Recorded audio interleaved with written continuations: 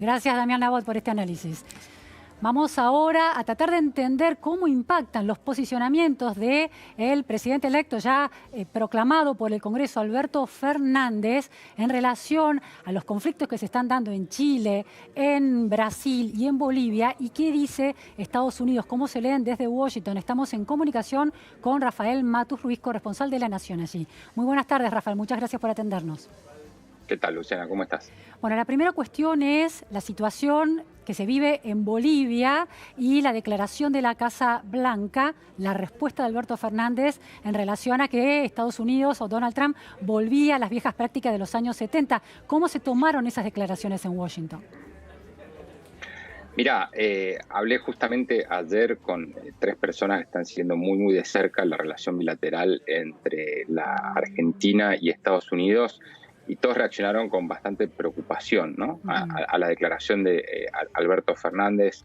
Una de las personas, incluso en un poco en tono de broma, reaccionó diciendo que están algunos aquí en Washington siguiendo la misma política que siguen varios al leer declaraciones de Donald Trump, no prestar tanto a lo que dice, sino más bien a lo que hace. Definitivamente, el quiebre institucional que se dio en Bolivia, la salida, la renuncia forzada por las Fuerzas Armadas de Evo Morales, generó un nuevo punto de tensión, un nuevo foco de tensión entre el futuro gobierno del presidente electo, Alberto Fernández, y el gobierno de Donald Trump.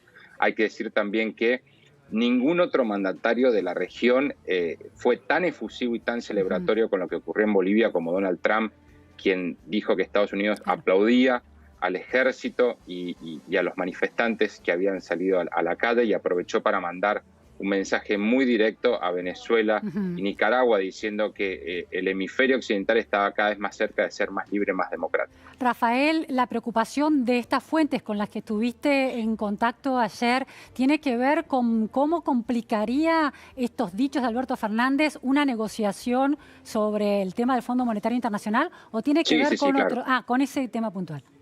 Sí, absolutamente.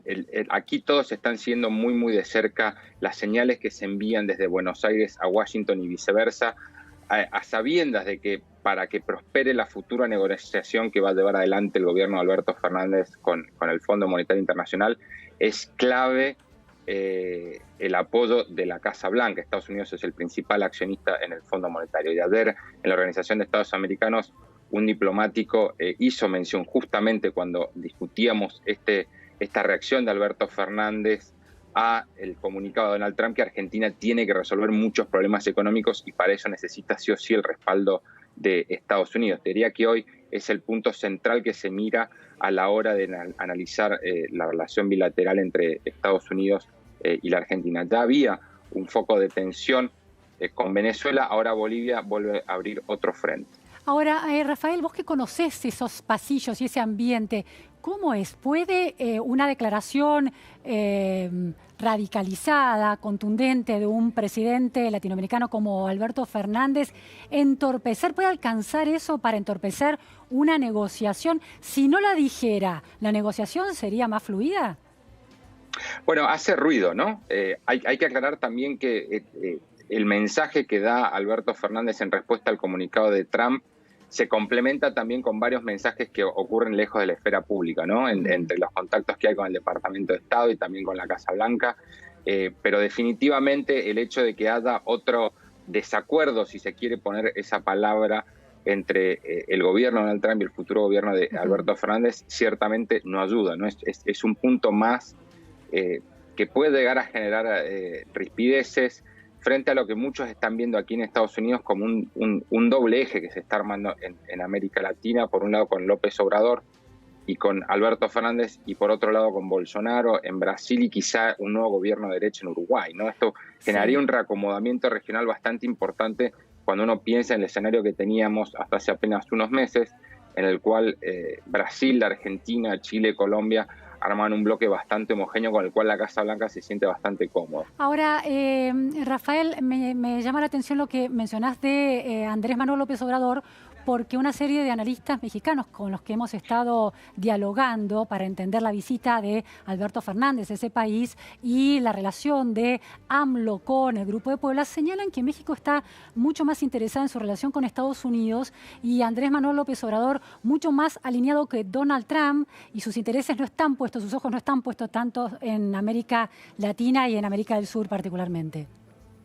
Sí, te diría que los ojos de Andrés Manuel López Obrador están puestos en México, ¿no? Es un presidente que hasta ahora había demostrado muy poco interés por los asuntos de política exterior, nunca ha viajado fuera de México, ¿no? Se ha concentrado mucho en la política nacional y doméstica, y esta concesión, este asilo político que le cede a Evo Morales, que ayer llegó a México, te diría, fue la primera maniobra de alto impacto de política exterior que toma Andrés Manuel López Obrador. Obviamente que para México la relación con Estados Unidos es importantísima.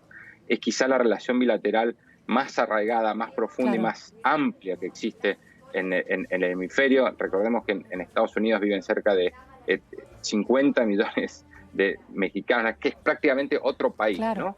De mexicanos aquí en Estados Unidos, y el comercio bilateral es muy, muy, muy estrecho. Por lo tanto, esa es una relación bilateral a la cual López Obrador obviamente le tiene que prestar atención. No puede ignorar esa relación, y hasta ahora él ha sido, te diría, bastante complaciente con los pedidos que le ha hecho Donald Trump, sobre todo en lo que se refiere al control del flujo de inmigrantes desde América Central a Estados Unidos. Ahora, Rafael, ¿me escuchás? ¿Estás ahí? Sí, sí. Ah, pensé que no me escuchabas.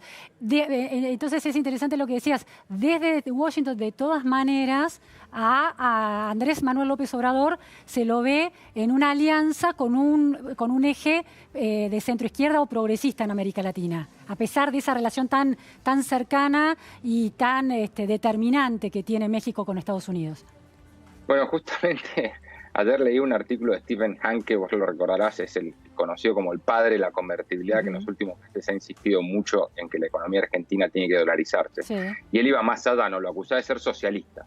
Es una lectura bastante simplista y superficial que a veces se hace desde aquí de Estados Unidos a mirar hacia América Latina, donde a los líderes de centro izquierda o de izquierda directamente se los mete en una misma bolsa como socialistas, ¿no? AMLO obviamente dista de ser ese líder socialista en el sentido más tradicional latino de la palabra, pero ciertamente se lo ve como un mandatario progresista. Claro. Finalmente, Rafael, estuviste muy en contacto con lo que sucedía en la OEA en relación a Bolivia. Sí, ayer el Consejo Permanente se reunió en una sesión extraordinaria convocada por un grupo de países para discutir la situación en Bolivia. Una vez más quedó al descubierto la grieta regional que existe a la hora de discutir crisis políticas. Un grupo de 15 países, entre ellos la Argentina, que presentó una declaración que no habla de golpe de Estado en Bolivia, pide que haya elecciones lo más pronto posible. Y después hubo otra postura reflejada por los gobiernos de México, de Nicaragua y de Uruguay, también algunos países del Caribe, que sí criticaron lo que calificaron como un golpe de Estado, condenaron lo que calificaron como un golpe de Estado en Bolivia, un quiebre institucional. Y después el secretario general de la OEA, Luis Almagro, que presentó por primera vez un nuevo concepto, el de autogolpe, ¿no? Él dijo que en realidad sí que hubo un golpe de Estado en Bolivia, pero que ese golpe de Estado se produjo el 20 de octubre cuando el gobierno de Evo Morales realizó un fraude electoral y, en las palabras de Almagro, se robó la última elección presidencial. Muchísimas gracias, Rafael Matus Ruiz, desde allí explicando cómo se ve desde Washington la realidad de América Latina y de la región en crisis. Muchas gracias. Ustedes. Vamos a un corte en la repregunta Noticias a Fondo y enseguida volvemos. No se vayan.